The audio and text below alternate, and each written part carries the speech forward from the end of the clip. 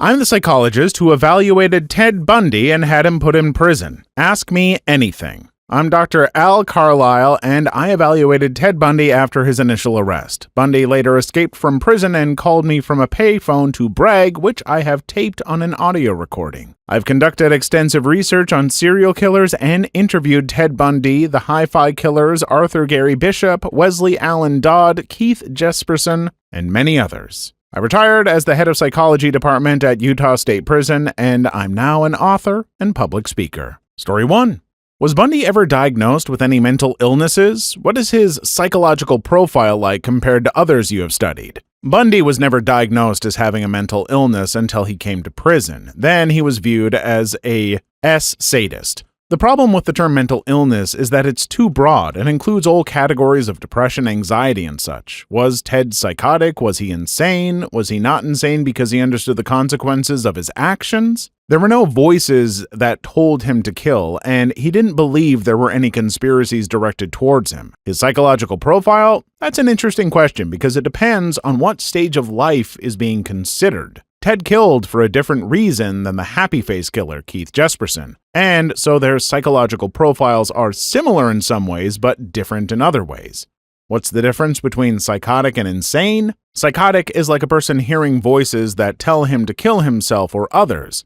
Insane is a legal term referring to the person's capability to understand that his actions are against the law. That's a simple definition. You can already tell this person isn't the usual person on the internet because they aren't spouting that painfully inaccurate definition of insanity being doing the same thing expecting different results. That's a witticism attributed to a few different people, including Einstein, but it's not the legal definition, so stop repeating that. Story 2. Is there any one thing that all serial killers have in common? Also, with hindsight view, is there anything that friends or family of a serial killer could have done to stop them? Most of the parents of these guys didn't know that anything was wrong. If a child feels he's succeeding in relationships, accomplishments, etc., and feels love in the home, there is less of a chance that he will become a serial killer. Do you feel the polarization of these shootings in the media perpetuates the problem? To most people, it doesn't. To a few, it does because they admire the guts and determination they believe it took to get revenge. They have so much anger and depression that they see these killers as justified. It's almost like self-termination by cop. Kill a number of people and then get killed. That makes perfect sense. I never thought about it like that. This is kind of a new territory for us, but hey, I think it's going to be some pretty interesting stuff. On one hand, going to be talking about some pretty dark stuff, I imagine, but on the other hand, most of it, I think, will be well-written, intelligent thoughts from someone with a PhD. Story 3. Do these serial killers come off as pure evil when you sit down with them and talk for a while? I'm just wondering if there was any hope of rehabilitating them at any point in their adult lives before they started murdering people. If I pick 3 killers and had them come and talk to a group of college students, the students wouldn't see anything evil in them. They don't come across as monsters. It's not that they can totally fake it and seem to be good when they are not. It's more that each of us had a persona and a shadow, a good and a bad side to us. I once asked a group in a seminar I was conducting if good and evil can coexist within the same person. Most said it's impossible. I think we need to consider that people can have good and evil thoughts and action potential within them, and they choose which one to develop. Thanks for the response. So let's say hypothetically these killers were released. What kind of odds would you give they would never kill a human again? Is killing literally an addiction for this type of person? I believe that you could let the majority of killers out of prison the day they come in, and most of them wouldn't kill again. However, I don't include gang members in this group. Story 4. How do you deal with all of the terrible stories you're told by each violent offender? Does it get to you? Our prison has a set of gates at the entrance. I taught myself to shut off all prison stuff when I went out those gates and didn't consider prison problems until I drove back through those same gates into the prison the next morning. I was with Arthur Gary Bishop the evening of his execution, and I was given the charge of talking to the press after. Following that, I went home to bed and slept. It can be done. Do you think that ability, the total ability to leave potentially traumatic events at the gates, makes you any closer to potentially being able to dissociate yourself from potential evil you may express in your own actions? You say it doesn't affect you, yet the ability to dissociate yourself from negativity is a trait often seen in some of society's most evil people. Thoughts? I like your question. I, and most others I personally know who have learned to do this, don't dissociate ourselves from evil. I try to be aware of my actions and the effect they have on others, and my intent is always to do good and not harm. I don't always succeed, but I keep trying. I'm not associating from negativity, only a specific carryover emotion. A person can worry and worry about something they can't change, and it causes harm to their system if they don't get some level of control over it. To be able to shut down the worrying, a negative process, doesn't make them more prone to evil. Story 5. When my dad was getting his education as a psychologist, the predominant notion in abnormal psychology was that criminal aberration was almost all caused by the environment, especially during childhood development, and little of it was inherited. A friend who's a psychologist at a local prison recently told me he thought it was about 60% inherited and 40% environmental. What do you think? I don't know. I worked 20 years in a prison and largely worked with violent offenders. I could see strong indications that the problems started in their childhood, environmental, and I could see a logical connection between those childhood experiences and later pathology. There are some cases where a child has been violent beyond what was seen in their environment, but a lot more good research needs to be done to resolve this issue. That's interesting, because I personally really lean into this kind of stuff being environmental and not inherited, but hear the doc talk about it seems like that definitely isn't decided. Damn, sometimes the smart response doesn't give the most satisfying answer, I guess. Story 6. Have you read The Stranger Beside Me by Anne Rule? If so, what is your feeling on her characterization of Bundy and his mannerisms? I have read The Stranger Beside Me. It's been so long ago that I can't remember just what he said about his mannerisms. Tell me, and I can comment on them. She described him as very charming. She was surprised when he was arrested, as he would walk her to her car every night and advise her to lock her doors. Yes, he was a lot that way. He caught a purse snatcher when he and Liz were shopping. I also believe that he saved a life of a boy. He reportedly talked someone out of self-termination when he was on the crisis line. One lady, the wife of an influential leader in the city, told me she would be happy to have Ted Bundy marry her daughter. This was all before he was convicted. Story 7. Hi, Dr. Carlisle. Thanks for doing this. When Bundy called you after escaping, what was going through your head? Why do you think he called you? Was there a bit of an ego/intellectual battle going on there? I understand you are both very intelligent men. I was excited about his call because I wanted to find out why he escaped. We talked for over 15 minutes. When I went over the conversation later, I could have predicted that he would try to escape again. He called Al and he wanted to be on par with me so we could talk person to person and not as psychologist to inmate. I think he wanted to see me as a friend. Is it not obvious why someone would want to escape from prison? I mean, it's prison. However, people have escaped from our prison when they were within a month or two of going home, and they were allowed to go on work release. Story 8. What could the average person do to slow the rate of random spree killers? For one thing, we need to get better control over the bullying problem. This comment should be higher. The stress that people go through as a result of bullying can really warp a person. This reminds me of the thread where that kid stabbed his bully, and a lot of people jumped on the kid for handling his bully incorrectly. His actions were the result of 6 years of bullying with no help from the teachers or principal. Luckily, no one was killed. Bullying really is a pretty awful problem and can really mess a person up. I didn't have to deal with hardly any bullying in school, but I knew people who dealt with it, and it screws you up. It's an inelegant simile, but it's like backing a normally docile animal into a corner. Eventually, they are going to bite. Story 9. What would you say to someone who knows they have a mental illness but is afraid of being diagnosed? I feel sad for them because they may go through much of their lifetime running from their fear of the illness. It's better to take a clear look at it and make a decision as to how they will keep the mental illness from keeping them from enjoying life. Great, no BS answer to a good question. Please like and subscribe if you've made it this far. I hope you'll enjoy the rest of the video and have a wonderful day. Story 10. Ted Bundy had a reputation for being charming despite what he did. Did you find that to be the case? Yes, he was charming, but to a large degree, it was political. He was intelligent, he had a nice smile, and he was articulate. He could talk easily with people. When I first met him for the evaluation, he walked towards me and said, "Hi, I'm Ted Bundy. You must be Dr. Carlisle." His hand was extended towards me, he had a smile on his face, and he walked rapidly as if he was happy to see me. That is so disturbing. That's some car salesman crap.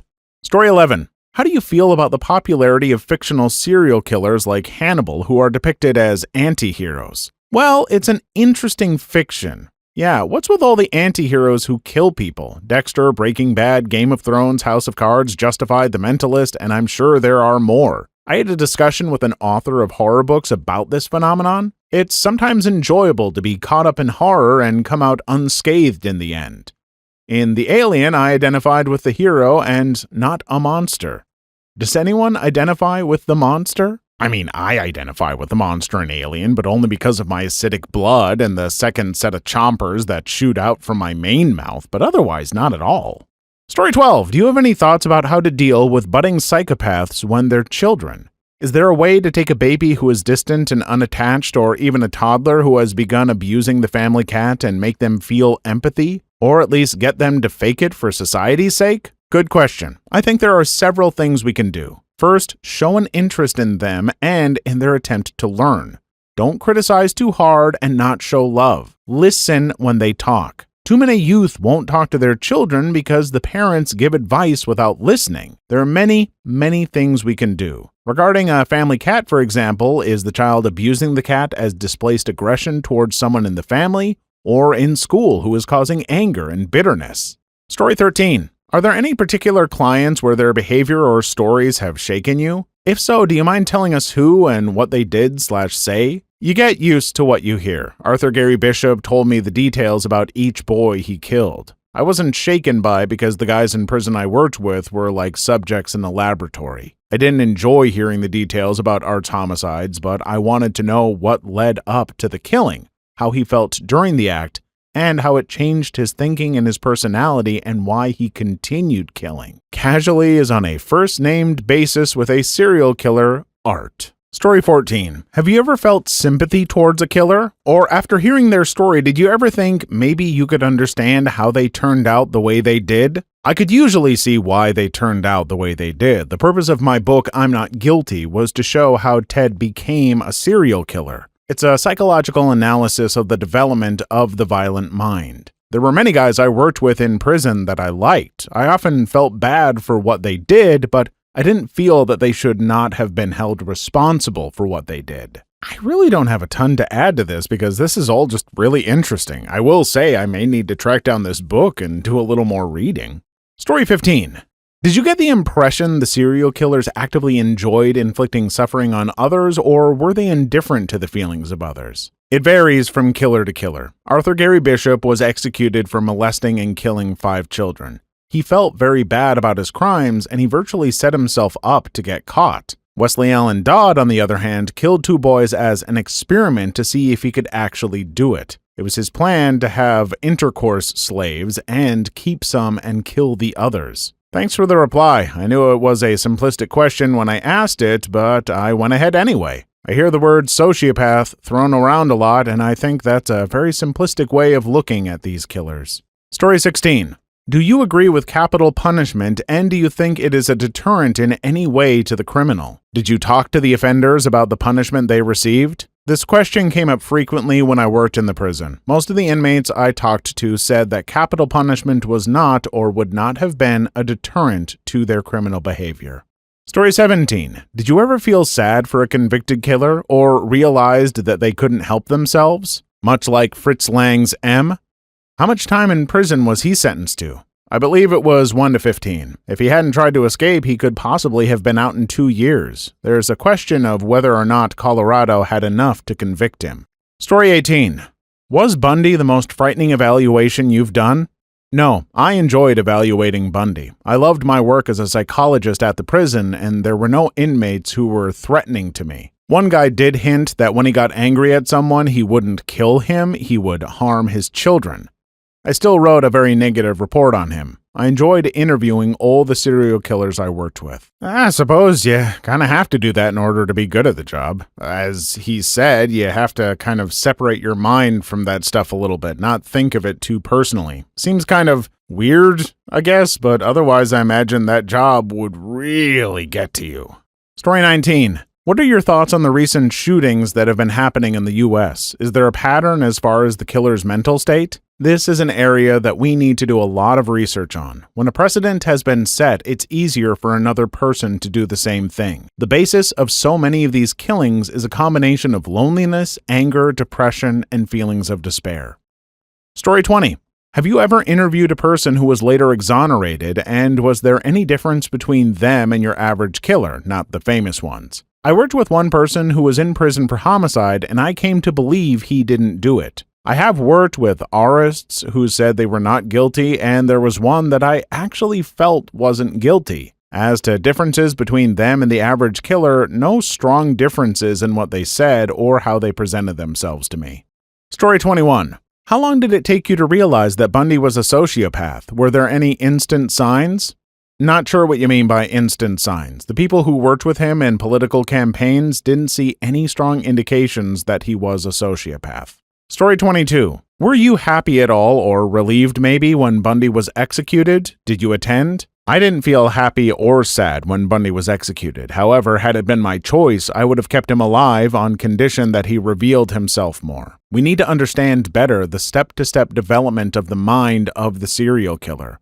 That's what I am trying to do through the books I'm writing. Once again, it's all about the science and the understanding of it. I can respect that in the doc, even if I feel I could never personally do that. I don't think I could talk with these people and put my emotions to the side. Hell, fans of this channel know just how emotional I am about little things. I could never handle an actual murderer. Story 23. Can someone be born a psychopath without the influence of environmental factors such as abuse or neglect? If so, what are the warning signs that a parent can identify, and what can be done to stop them turning into the next Ted Bundy? Good question. I don't know. I think we need to look at the brain studies of small children who show psychopathic traits and do longitudinal studies on them. Story 24. Have you ever grown to like one of your subjects, innocent or not? I had a lot of friends among the inmates when I was at the prison. One of my best friends was a contract killer. It's not that I like evil things, it's that I like a person who can be open and friendly and treat people respectfully.